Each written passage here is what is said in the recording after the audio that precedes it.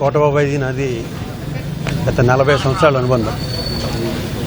తండ్రి కొడుకులుగా మేమిద్దరం చాలా సినిమాలు చేసాం. బొబ్బుల రాజా, యావండి ఆవిడ వచ్చింది, ఘటన, వినోదం, దేవుడు, ఇలాంటి సినిమాలు. ఒక సీన్ ఇచ్చి ఇంప్రవైజ్ చేయాలంటే సీన్లో విషయం లేకపోయినా కూడా అతను ఎంత బాగా ఇంప్రవైజ్ చేస్తారు, సీన్ పండిస్తాడంటే అలాంటి నటులు వేల మీద పెట్టుకోవచ్చు తెలుగులో. కోటబాబాయ్ దగ్గర నుంచి నాలాంటి ఆర్టిస్టులు చాలా నేర్చుకున్నాం. ఎప్పుడు చూడాలనిపించిన రారా ఒక్కనే ఉన్నాను, ఇంట్లో బోర్ కొడుతుంది. ఈ మధ్యన కూడా వచ్చాలే నేను చాలాసార్లు.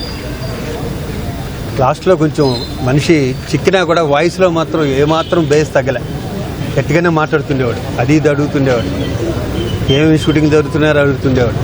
ఎరా నన్ను మర్చిపోయారా ఇండస్ట్రీ అని అడుగుతుండేవాడు. నాకు వయసులో నాకన్నా పెద్ద అయినా కూడా చాలా మీ ఇద్దరు స్నేహితుల్లో ఉండేవాళ్ళం. నేను ఎప్పుడు బాబాయ్ అని పిలిచేవాడిని, నన్ను రాజా అనిపిస్తాడు. అతను లేని లోటు తీర్చలేనిది. ఎక్కడ అతను చల్లగా ఉండాలని దేవుని ప్రార్థన.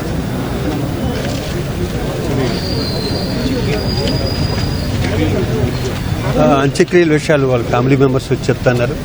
ఎందుకంటే కోట శంకరరావు గారు ట్రైల్లో ఉన్నాడు, అక్కడ అరుణాచల్ నుంచి ఎక్కడి నుంచి వస్తున్నాడు.